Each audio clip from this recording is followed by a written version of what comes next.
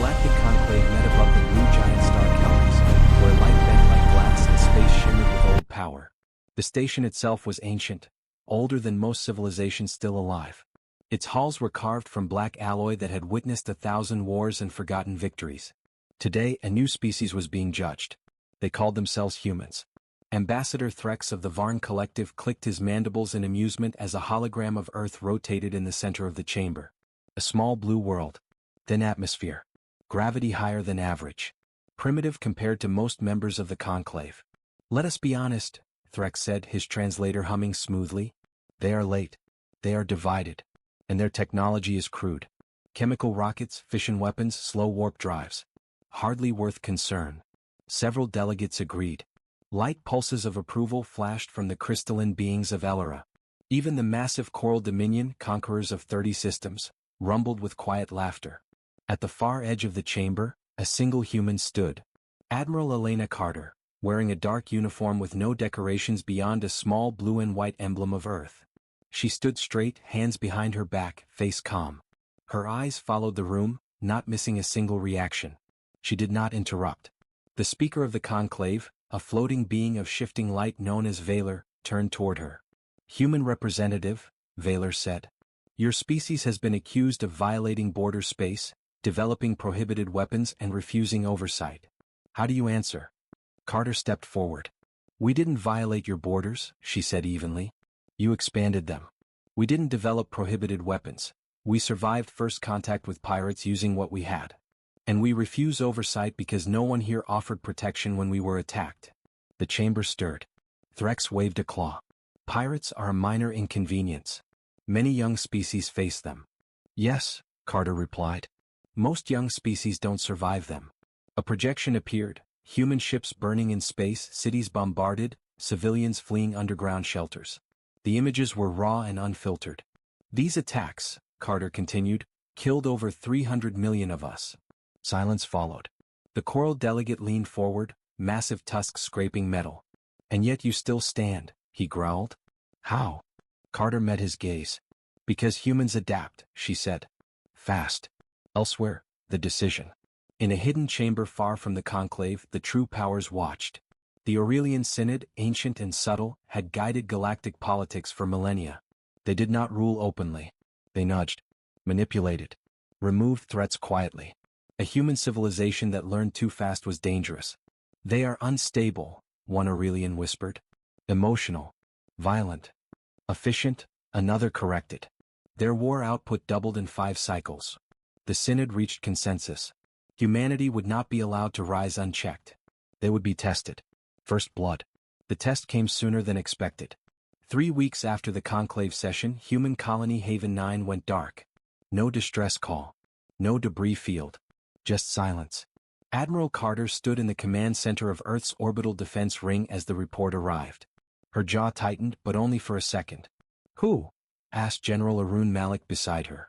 Carter looked at the tactical display. Unknown signatures. Energy patterns too clean for pirates. Not pirates, she said. This was a message. Malik exhaled slowly. So, war? Carter shook her head. No, she said. This is what comes before war. She turned to the room. Activate Protocol Ashfall. Several officers hesitated. That's classified, one said. Even 2. I know who authorized it, Carter replied. I did. 5 years ago. When the conclave laughed at us. The lights dimmed. Deep beneath Earth's surface, systems long dormant came alive. Factories that could retool themselves in hours. AI warnets trained on millions of simulated defeats. Ships that were never meant to be seen unless humanity faced extinction. Alien eyes watching. The attack on Haven 9 was meant to frighten humans into submission. Instead, something unexpected happened. Human space went quiet. No broadcasts. No threats. No diplomatic protests. The galaxy assumed fear. Then the Battle of Kestrel Drift began. A Coral Patrol fleet, 8 capital ships strong, entered what had once been a human mining corridor. They expected empty space. They found a wall of fire. Human vessels did not match known designs. Their hulls were angular, layered, scarred on purpose. Their weapons were not elegant plasma arcs but brutal, focused beams that tore through shields by exploiting microdelays no one else had noticed. The Coral lost 3 ships in the first 30 seconds. The rest fled. Across the galaxy, sensors recorded the engagement. For the first time, analysts asked the same question. What did the humans change? Closing of Part 1. Back on Earth, Carter watched the replay in silence. Malik spoke softly. We just showed them our hand. Carter shook her head. No, she said. We showed them our minimum. She looked up at the stars. They wanted to see if we were prey, she continued. Now they'll wonder something far worse. What's that? Malik asked. Carter's voice was calm, steady. What happens if humans decide to stop surviving and start winning? The galaxy did not sleep after Kestrel Drift. It watched. Across thousands of systems, observatories replayed the battle again and again. Alien tacticians slowed the footage to fractions of a second. They zoomed in on shield collapse timings, on weapon harmonics, on maneuver patterns that did not match any known doctrine. Human ships fought like nothing the galaxy had seen. They ignore symmetry, said a Valor analyst, its form flickering with unease. Their formations are chaotic. Not chaotic, corrected an Aurelian observer in shadow. Adaptive. At the Galactic Conclave, emergency session was called. This time the chamber was full. Admiral Elena Carter stood once more among beings far older and larger than herself. The difference now was silence. No laughter. No dismissive clicks. Ambassador Threx of the Varn Collective spoke first, mandibles stiff. Humanity has violated Conclave peace by attacking a coral patrol. Carter did not raise her voice. They entered our claimed space, she said. Without warning. Armed. The coral delegate slammed a fist into the floor. That corridor was neutral. It was abandoned, Carter replied. After you wiped out our colony there. The chamber erupted into argument. Valor pulsed with authority. Enough. Humans, explain your military escalation. Carter tapped a control. A star map appeared, filled with red markers. These are attacks on human assets over the last 2 decades, she said. Pirates. Proxy fleets. Accidents. We recorded them all. Gasps rippled through the chamber. You endured this without response? Asked an Eliran crystal mind. Carter nodded. We were learning. The hidden years. While the galaxy expanded, traded, and fought predictable wars, humanity did something different. They prepared. Earth unified not through conquest but necessity. Borders blurred under orbital threats. Resources were pooled. Arguments ended when extinction became a real possibility. Human scientists studied alien physics not to copy it, but to break it. They found weaknesses others ignored. Latency gaps. Over-reliance on automation. Shield harmonics optimized for energy weapons, not mass drivers or relativistic projectiles. Human engineers laughed when told something was impossible. That just means no one survived trying, they said. Deep space shipyards were built inside asteroid belts, masked as debris. Civilian industries were designed to convert to military output in days. AI was limited, not unleashed, kept as advisor, not commander.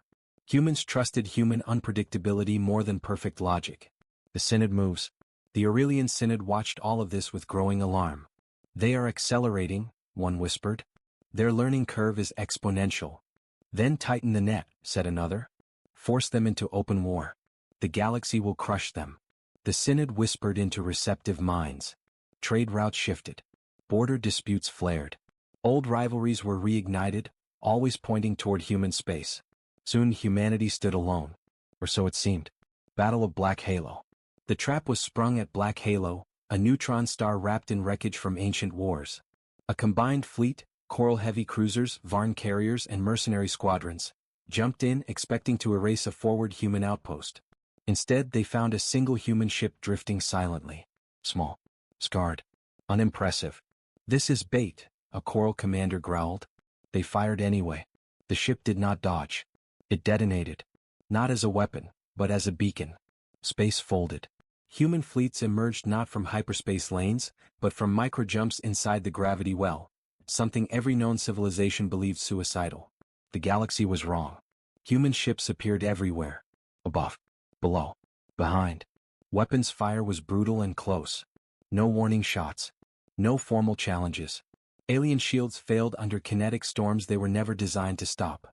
Human marines boarded enemy vessels using breaching pods fired at near-relativistic speed.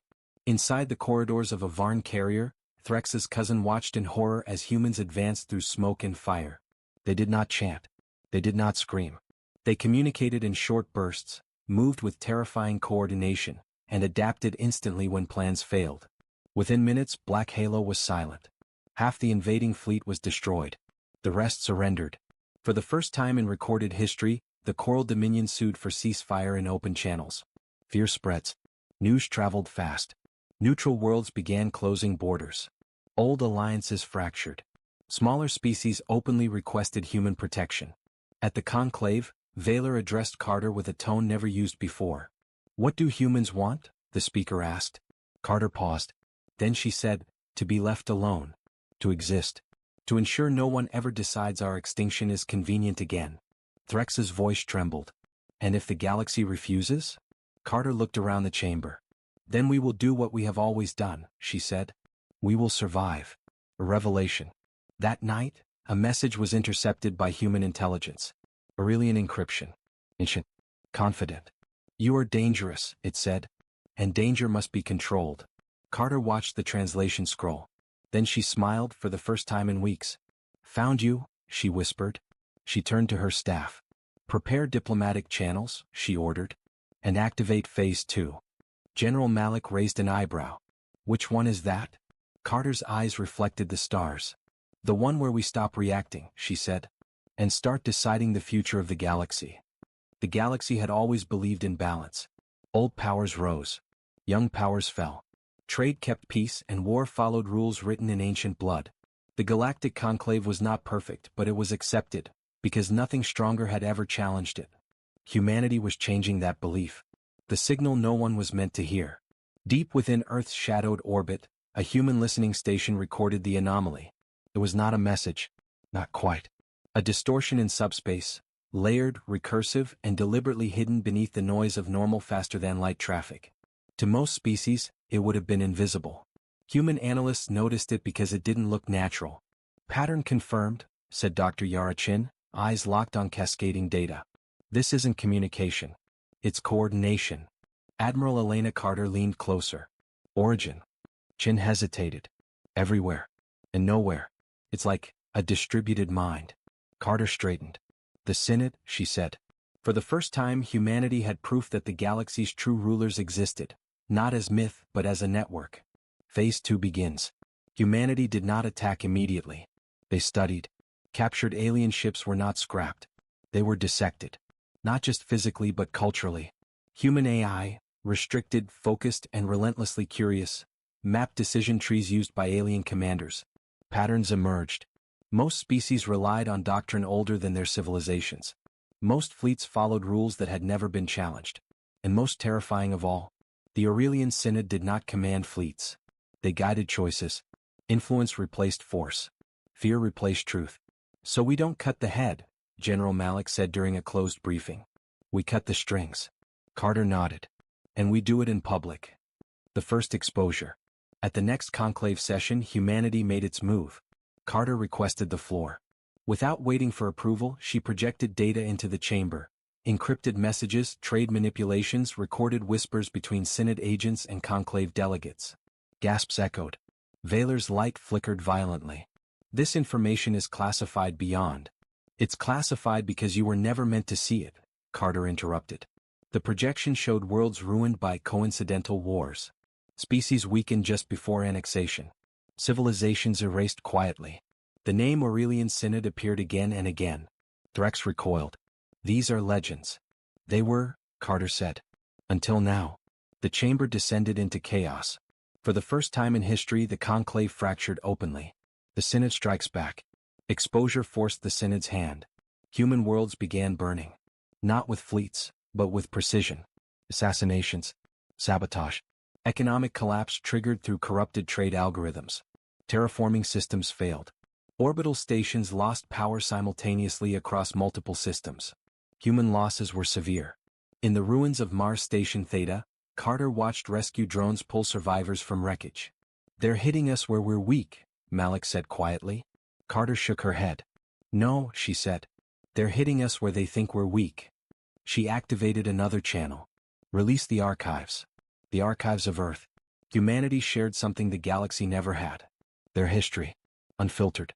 World wars. Genocides. Near-extinction events. Nuclear brinkmanship. Climate collapse narrowly avoided. Plagues survived. Species across the galaxy watched in horror as humans displayed centuries of self-inflicted catastrophe and survival. We are not peaceful by nature, Carter narrated. We are not united by default. We argue, we fight, we fail. She paused. But we learn faster than anyone else. The final footage showed Earth launching into space, not in hope but in fear. We did not reach the stars because we were ready, Carter said. We reached them because staying home would have killed us. The message spread faster than any propaganda. Fear of humanity shifted into something else. Understanding. Battle of the Silent Crown. The Synod finally revealed itself. At the system known as Silent Crown, a region erased from most maps, ancient constructs awakened. Massive, elegant, terrifying. Technology that bent space itself. Aurelian warforms emerged for the first time in 10,000 years. Human fleets arrived moments later. The battle was unlike anything before. Synod weapons erased ships by unraveling probability. Human ships responded by doing the unthinkable, deliberately collapsing their own future paths to deny the enemy targeting solutions. Human captains made decisions no AI would approve. Sacrifice maneuvers. Feigned retreats that became ambushes. Ships overloaded beyond safety margins because saving tomorrow mattered more than surviving today. Carter watched as the flagship UNS Resolve took a direct hit meant to erase it from causality. It didn't vanish. Human engineers had armored it with something no one expected. Redundancy. Physical systems. Manual controls. Old-school mass and momentum. Resolve rammed straight through an Aurelian construct, tearing it apart in a storm of light. Across the battlefield, human war cries echoed, not through sound but through action. A turning point.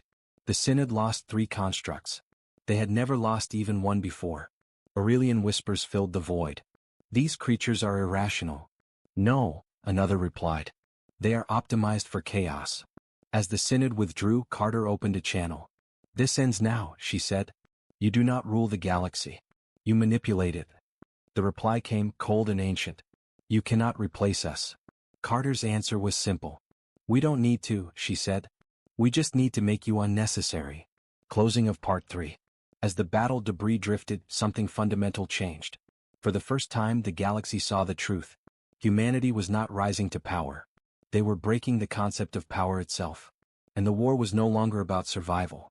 It was about who would define the future. The galaxy stopped pretending neutrality was possible. After Silent Crown, the illusion shattered. Old treaties were abandoned overnight. Border beacons went dark.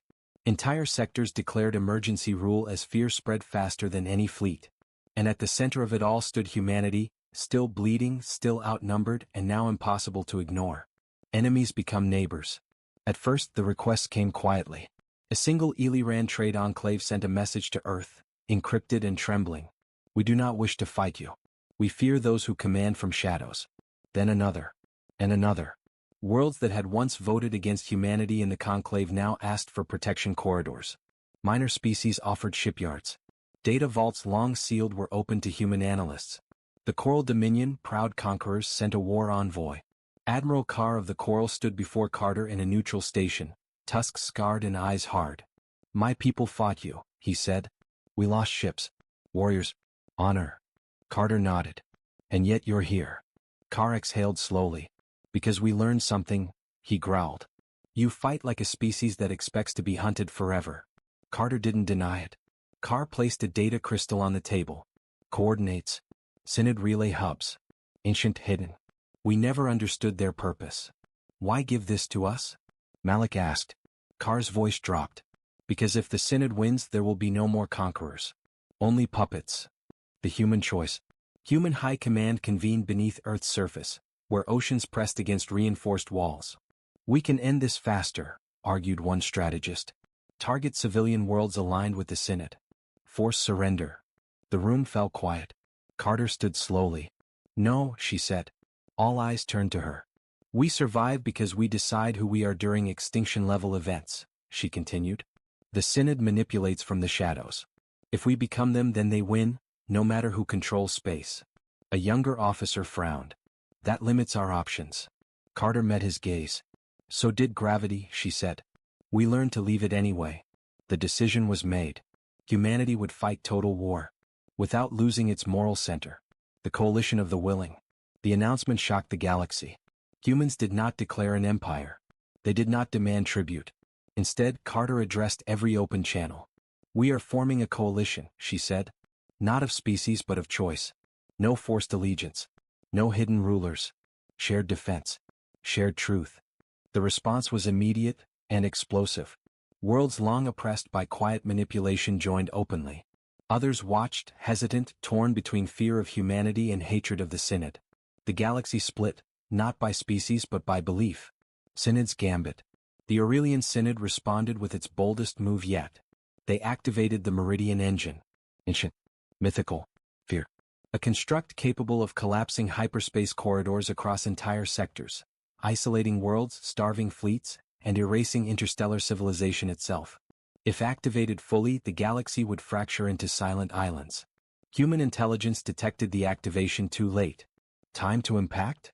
Malik asked. 3 standard days, Shin replied. "After that, no faster-than-light travel. Anywhere near the core." The room went cold. "That kills billions," Malik said. Carter stared at the projection. "No," she said. "It enslaves trillions." The impossible plan. To stop the Meridian Engine, someone had to enter its core, an environment saturated with gravitational shear and probability storms. No known species could survive it.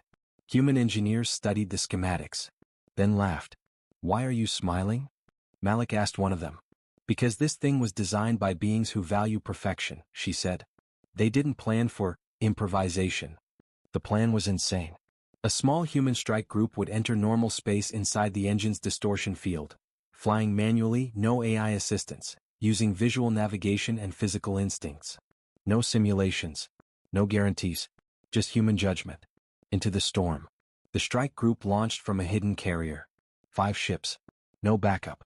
Carter watched from Earth. "Open channel," she ordered.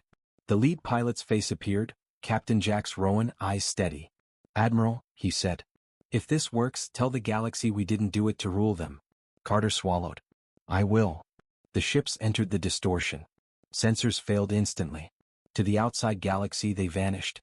Inside, Rowan flew by instinct, reading gravitational ripples like waves. His crew shouted bearings, felt the ship strain, adjusted on gut feeling alone.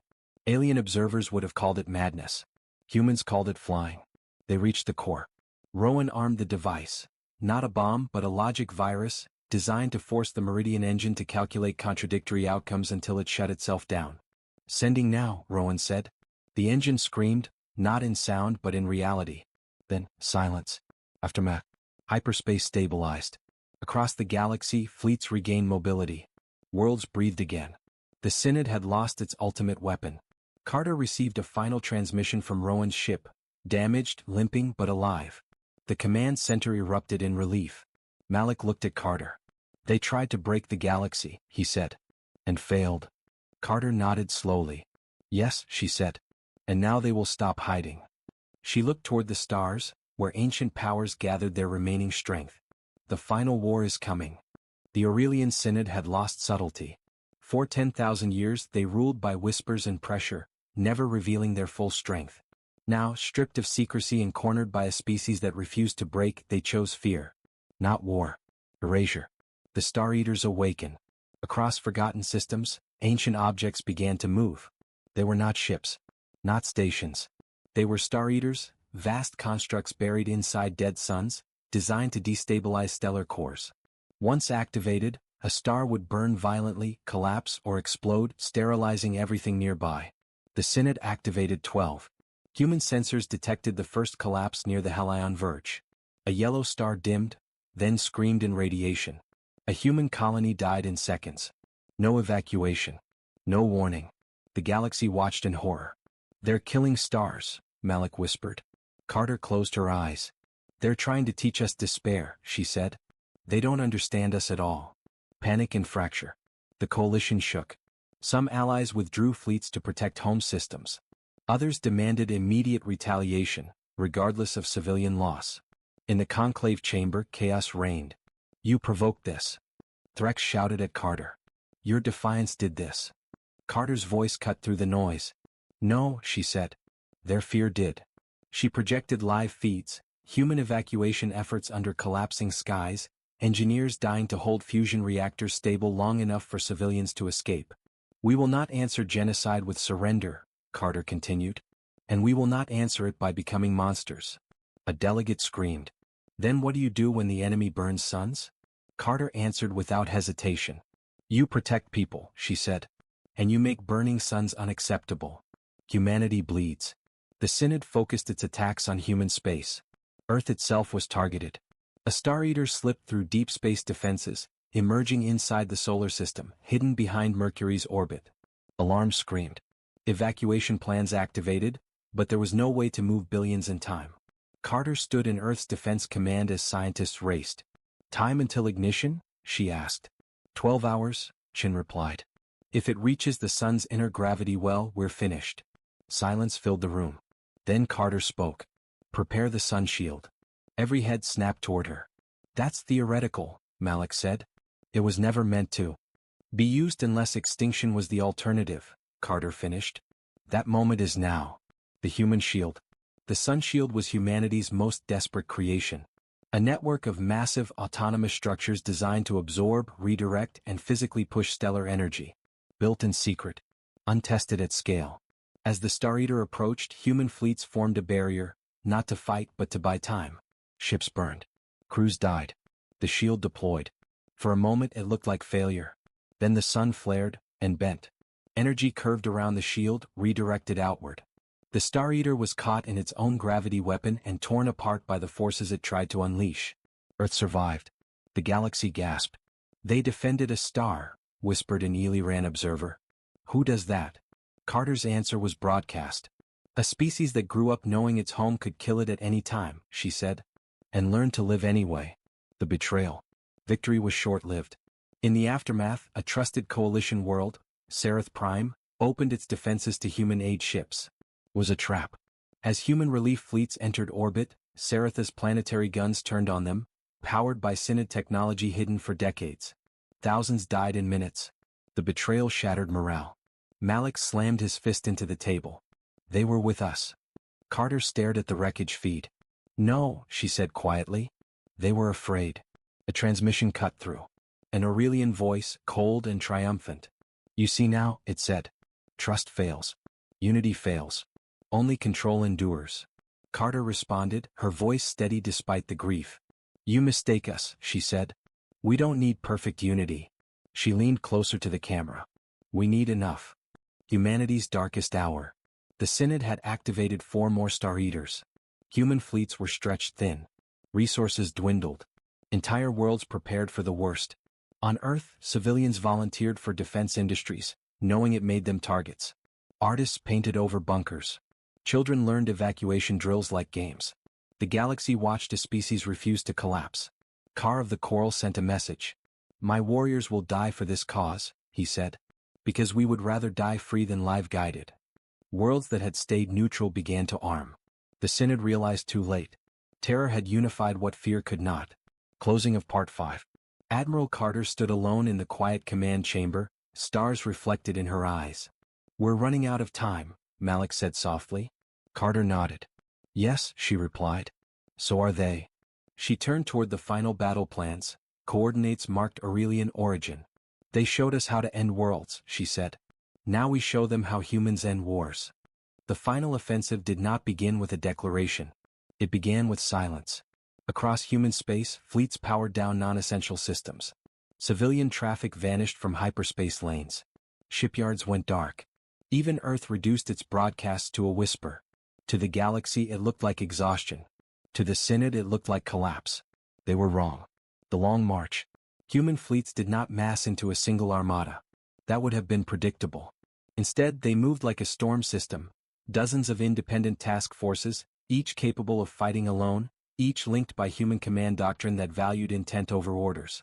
Command is guidance, Carter had said years ago. Understanding is obedience. Human ships crossed regions no one else dared enter. Unstable nebulae, gravity scars left by dead stars, hyperspace fault lines that tore alien hulls apart. Human engineers reinforced hulls with layered redundancy. If one system failed, another took over. If 10 failed, crews adapted manually. Ships limped forward held together by human stubbornness. And they kept coming. The Synod's last wall. At the coordinates marked Aurelian origin, the galaxy finally saw the truth. Not a homeworld. A manufactured reality. A vast lattice of energy and matter folded into itself. A fortress built inside a controlled singularity. Time flowed differently there. Probability bent. Sensors lied. The Synod had never needed planets. They had outgrown them. Alien allies hesitated. "This is madness," an Ran commander transmitted. "No fleet can survive that environment." Carter's voice answered calmly. "Then don't follow us," she said. "We're not asking." She opened a fleet-wide channel. "This is humanity's fight," she continued. "You stood with us when you chose to. That was enough." Human ships advanced alone. Into unreality. As fleets entered the Aurelian construct, physics itself rebelled. Ships appeared to stretch, compress, and fragment, yet somehow remained intact. Navigation failed. Communications degraded to burst signals. Alien observers lost tracking entirely. Inside, human crews relied on something no Synod model had predicted. Human intuition. Pilots flew by feel. Engineers listened to hull vibrations. Commanders made calls without full information, and accepted the cost. A destroyer sacrificed itself to create a stable wake for those behind it. A carrier overloaded its core to collapse a probability snare, saving 100 ships at the cost of one. No one hesitated. They had all known the price before launching. The Synod speaks. At the heart of the construct, the Synod finally addressed humanity directly. Their voice echoed everywhere at once. "You persist beyond logic," it said.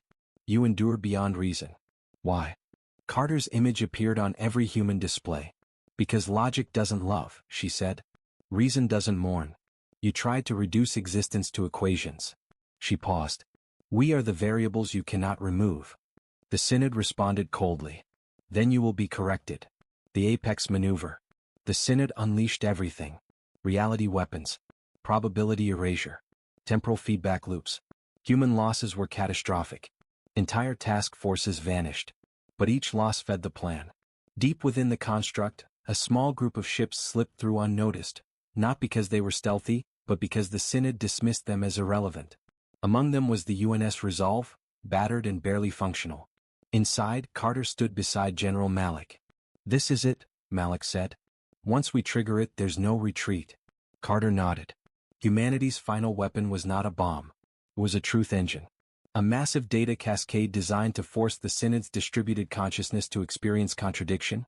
Every manipulated outcome, every suppressed choice, every erased civilization, simultaneously. The Synod had never been forced to reflect. Humans would make them. Breaking the gods. When the engine activated, the construct screamed. Synod nodes flickered, overwhelmed by cascading realities. For the first time in its existence, the Synod felt uncertainty. "This is pain," it whispered. "Yes," Carter replied. "You inflicted it on the universe." Alien observers watched as the impossible happened.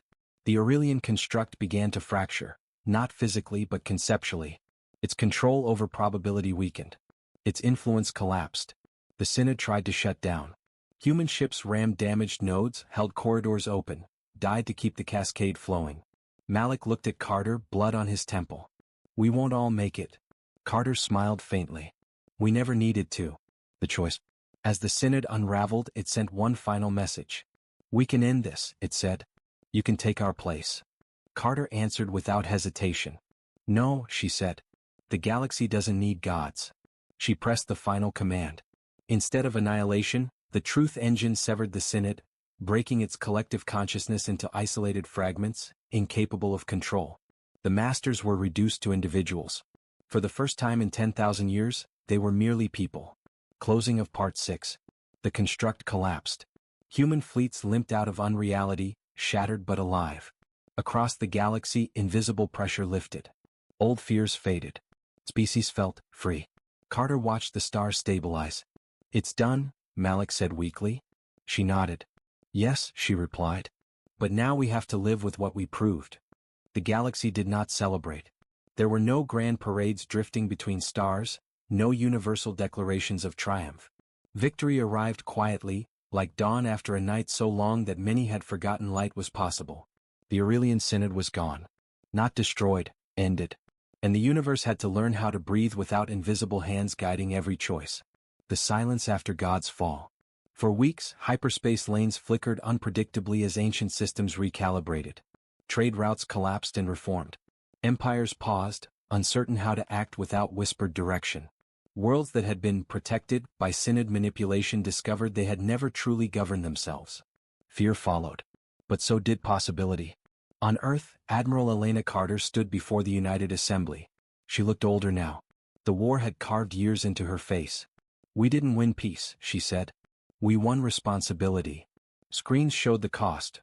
Ruined colonies, burned stars, names of the dead scrolling endlessly. "Humanity didn't save the galaxy because we're better," Carter continued. "We did it because we know what it means to almost lose everything." The assembly stood in silence. Judgment of the Synod. The fragments of the Aurelian Synod were found slowly, isolated minds hiding in dead systems, no longer able to bend fate or command empires. The galaxy demanded execution. Humanity refused. Instead, Carter proposed something radical. "They will stand trial," she said. "Not as gods. As individuals." The conclave, rebuilt, smaller, humbler, agreed. For the first time in galactic history, the ancient were judged by the young. Records were opened. Crimes named. Entire civilizations mourned when they learned the truth of their past. The Synod did not beg. They listened. And for beings that had never been questioned, that alone was punishment. The human legacy. Human fleets withdrew. They did not occupy conquered systems. They did not plant flags or demand tribute.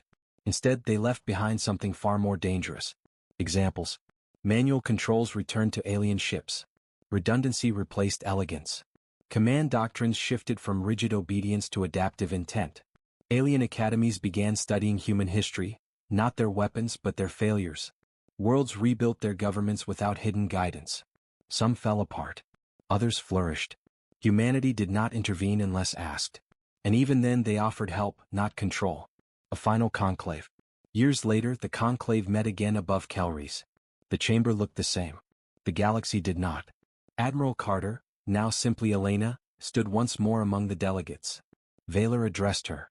"Humanity has refused dominion," the speaker said. "Why?" Elena smiled faintly. "Because ruling the galaxy would mean deciding who deserves to exist," she replied. "And we already know where that leads." The choral delegate bowed his massive head. "You could conquer us," he said. "No force would stop you." Elena met his gaze.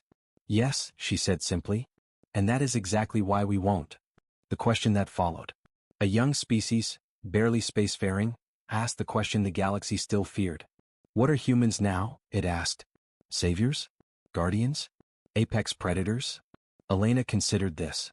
"We're survivors," she said. "That's all we ever claimed to be." She gestured to the stars. "But understand this, any species willing to face extinction without surrendering its soul becomes something the universe has to respect." The quiet power. Human shipyards returned to civilian work. War fleets were dismantled or repurposed. Weapons were archived, not paraded. But the galaxy remembered. Pirates vanished from human-adjacent space. Conflicts cooled when humans offered mediation. No one tested their patience again. Because everyone had seen it. When the galaxy chose war, humanity did not choose domination. They chose survival. And proved that survival, done long enough, becomes supremacy. Epilogue. A child under the stars. On a rebuilt colony world, a human child looked up at the night sky. "Did we win?" she asked her mother. Her mother thought for a moment. "We're still here," she said. "So yes." The child smiled. Far above, stars burned freely, unmanipulated, unafraid. And for the first time in a very long history, the galaxy belonged to no masters. Only to those willing to live in it,